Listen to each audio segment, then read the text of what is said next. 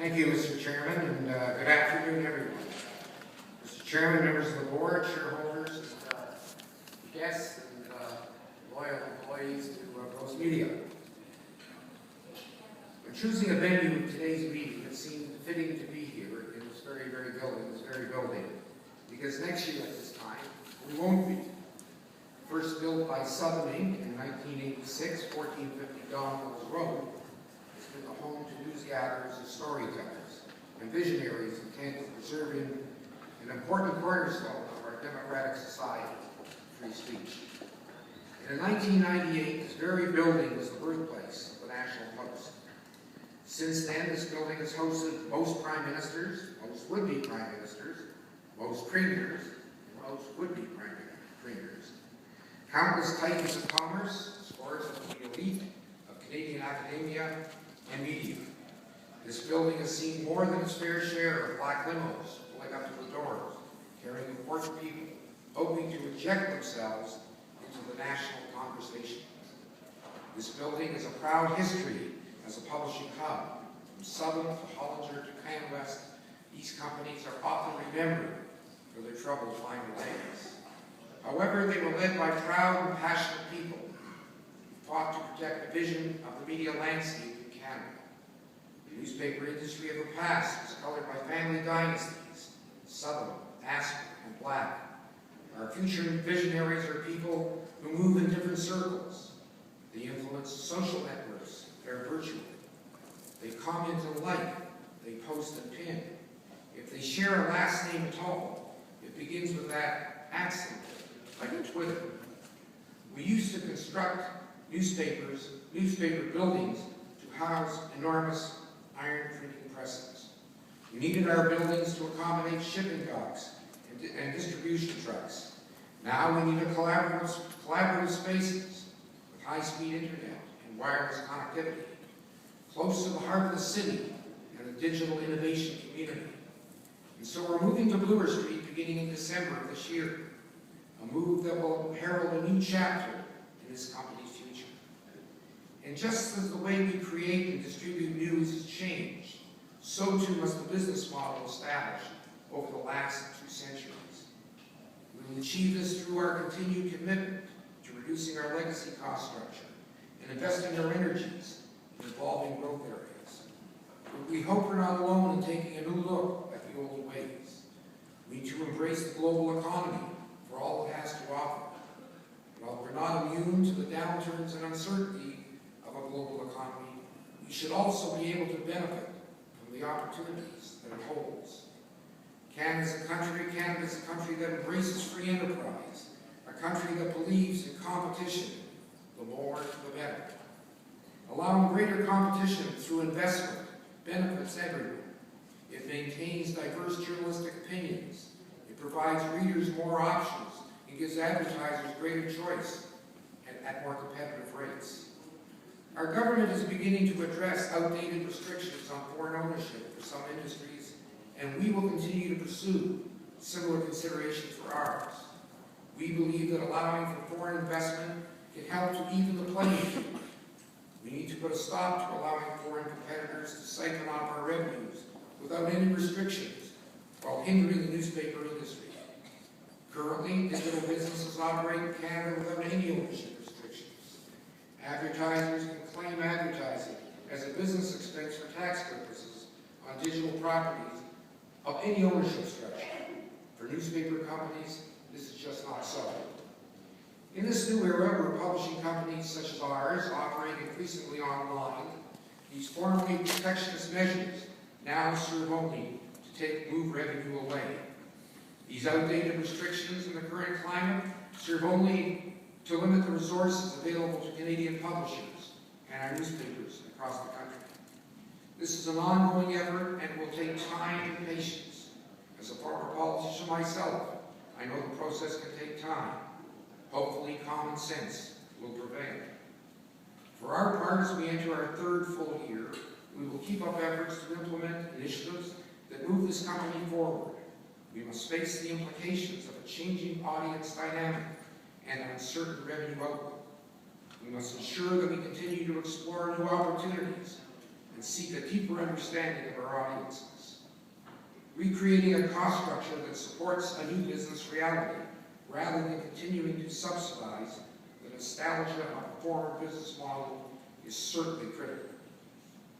All of this hard work on the part of management and includes making some tough decisions, but we can't be tentative about this direction, because if we truly believe in the future of our industry, and we do, we led the Canadian industry with the launch of paid online content models, adding 3 more of our publications this year. In the year ahead, we'll roll this out to the rest of our newspapers. We have taken a thoughtful approach to this, and through our ongoing pilot projects have developed deep insights and a strong infrastructure of internal expertise and deepening metrics. Increasingly, the industry across North America is moving away from a free-for-all, always model to some type of pay model. Even the mighty Washington Post, one of the last big holdouts, has recognized that giving your most important commodity away without a charge, without any change, must come to an end. As far as we can remember, our other media have benefited from the investment newspaper companies have made in journalism. TV and radio and now web players borrow and take, adapt and redistribute our content every minute of every day. Finally, news organizations have given notice that the time of spending millions and millions only to give it all away for free is a road that leads to a dead end. We must find ways to continue the important work of providing Canadians with trusted, thoughtful, insightful, and validated content, and to be appropriately compensated for it. That is one of our greatest challenges. One of the truly transformational and innovative steps we've undertaken in the past year is what we call our One Touch project. The goal of this project was to move all non-local content selection, editing and production out of our individual newspaper newsrooms into an expanded operation at Postmedia Editorial Services in Hamilton, PES as we know it. In centralizing these functions at PES, we have significantly reduced the duplication of efforts across newspapers. International news in Vancouver is international news in Edmonton and Ottawa too. Recreating this content is inefficient and a luxury that can no longer afford. In minimizing the steps required to put shared content across our newspapers, our local operations are now able to focus on their core strength, local news and sports coverage, exploring stories of importance on a regional, provincial, and local level. On the cost side, we're making progress on our 3-year transformational program, targeting operational cost savings of 15 to 20%. As of November the 30th, 2012, we have implemented initiatives which will result in annualized cost savings of approximately $42 million. And we're committed to paying down corporate debt. During fiscal 2012, we made total repayments of $108.3 million. Our record of paying down debt and our strategic plan for the year ahead puts us in a solid enough position to proactively seek refinancing of some of our debt. In August of last year, we issued $250 million in aggregate principal amount of 8.25% senior secured notes and used the net proceeds to pay off an existing term loan facility. This was an important step as we were able to eliminate very restrictive covenants, allowing us to invest in the implementation of our strategic plan.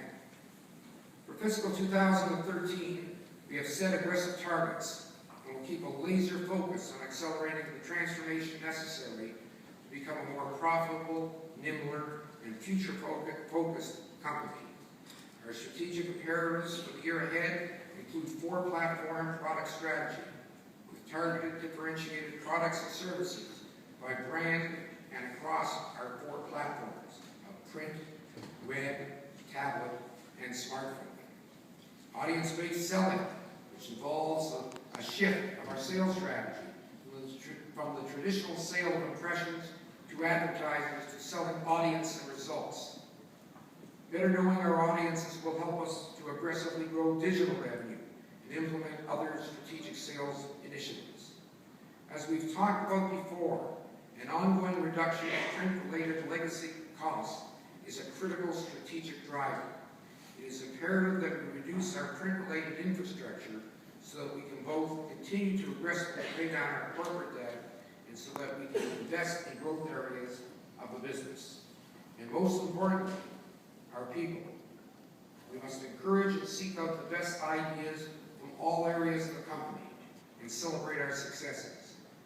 Encouraging collaboration and innovation among Postmedia's best and brightest. Ladies and gentlemen, we remain committed to the successful transformation of our company through this rapidly changing landscape. We know that we face an economic climate that remains uncertain. We also know that the days of increasing ad revenues and the monopolistic strength of print advertising are unlikely to return. In spite of all this, management is confident that while this may be a lower revenue company, it will also be a less expensive one. We are building a smaller, more profitable company, a media company of the future that leverages the strength of its past while refocusing its efforts on emerging growth areas. I want to thank all of you, our shareholders, our board, and of course, our hard-working and dedicated employees for their ongoing support to this company, Postmedia. I will now turn the meeting back to the chairman, Mr. Osborne. Thank you very much, ladies and gentlemen.